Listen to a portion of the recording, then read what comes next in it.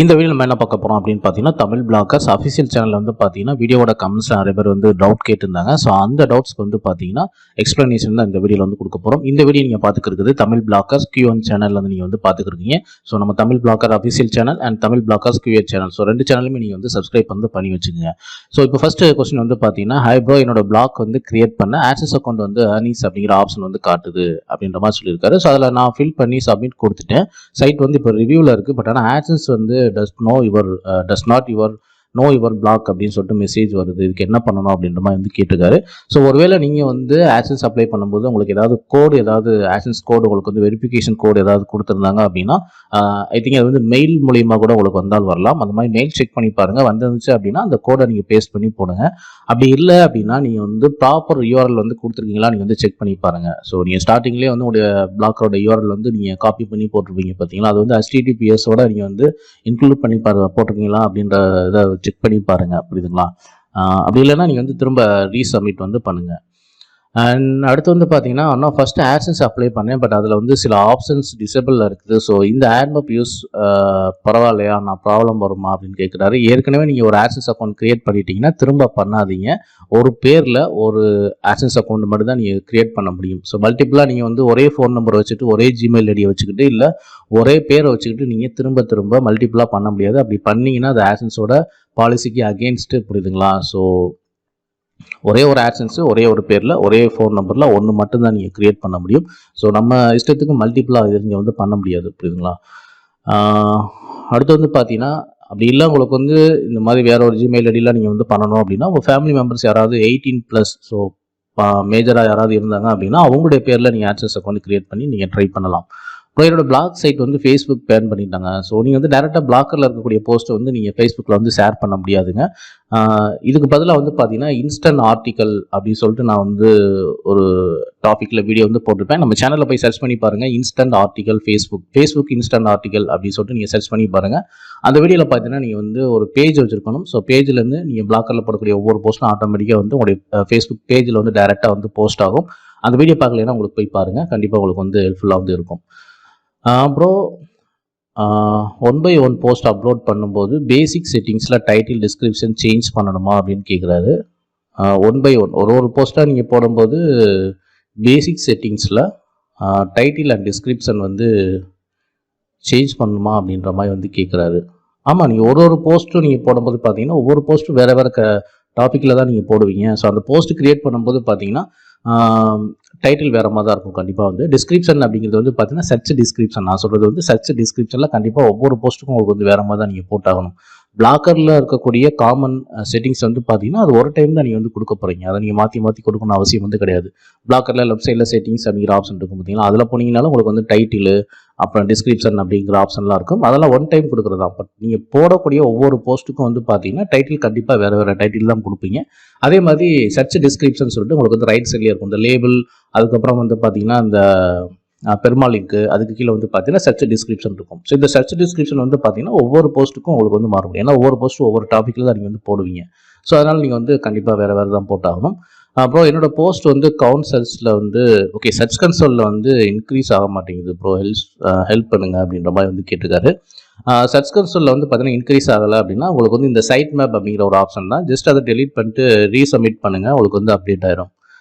Hello sir, என்னுடைய URL வந்து கூகுளில் இண்டெக்ஸ் கொடுக்கும்போது URL is not Google, duplicate submitted, URL not selected as a canonical அப்படின்ற மாதிரி வந்து சொல்கிறாரு.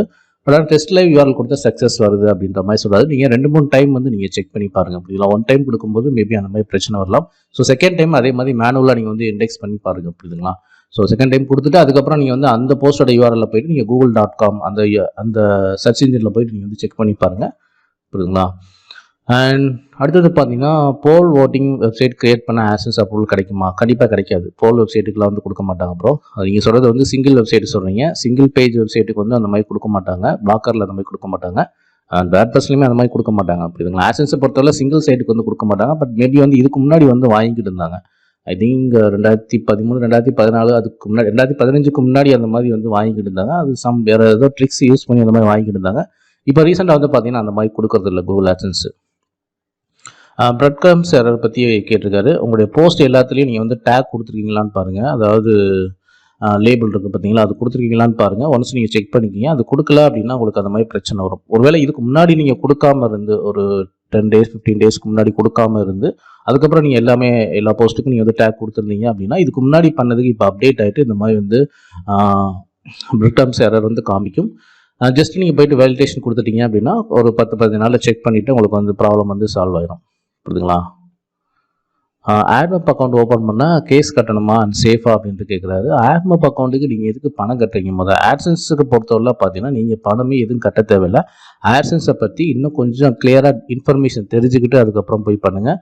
அதாவது கூகுளோட அட்வர்டைஸ்மெண்ட், கூகுள் ஆட்ஸ் அப்படின்ற ஒரு சைட் வந்து இருக்கும் புரியுதுங்களா, அது வந்து அட்வர்டைஸ்மெண்ட் கொடுக்கக்கூடிய ஒரு சைட்டு. அந்த சைட்டில் தான் நீங்கள் வந்து பணம் கட்டி உங்களுடைய விளம்பரத்தை நீங்கள் அங்கே வந்து கொடுக்க முடியும். அதுக்கு தான் நீங்கள் பணம் கட்டணுமே தவிர மற்றபடி இந்த ஆட்மப் அக்கௌண்ட்டுக்கு அப்புறம் வந்து பார்த்தீங்கன்னா ஆக்சஸ் அக்கௌண்ட்டுக்குலாம் நீங்கள் பணம் கட்டணும் அவசியம் வந்து கிடையாது. ஆட்மோப்பில் வந்து பார்த்தீங்கன்னா நீங்கள் அப்ளிகேஷன் டெவலப்பராக இருந்தீங்க அப்படின்னா உங்களுடைய அப்ளிகேஷனில் விளம்பரம் தெரியணும் அப்படின்னா அதுக்கு நீங்கள் வந்து ப்ளே ஸ்டோரில் போயிட்டு உங்களுடைய அப்ளிகேஷனை அப்லோட் வந்து பண்ணணும். ஸோ அந்த ப்ளே ஸ்டோரில் தான் அப்லோட் பண்ணுறதுக்குன்னு சொல்லிட்டு உங்களுடைய அப்ளிகேஷனை அப்லோட் பண்ணுறதுக்கு சொல்லிட்டு ப்ளே ஸ்டோரில் நீங்கள் பணம் கட்டுற மாதிரி இருக்கும். $25 நினைக்கிறேன்.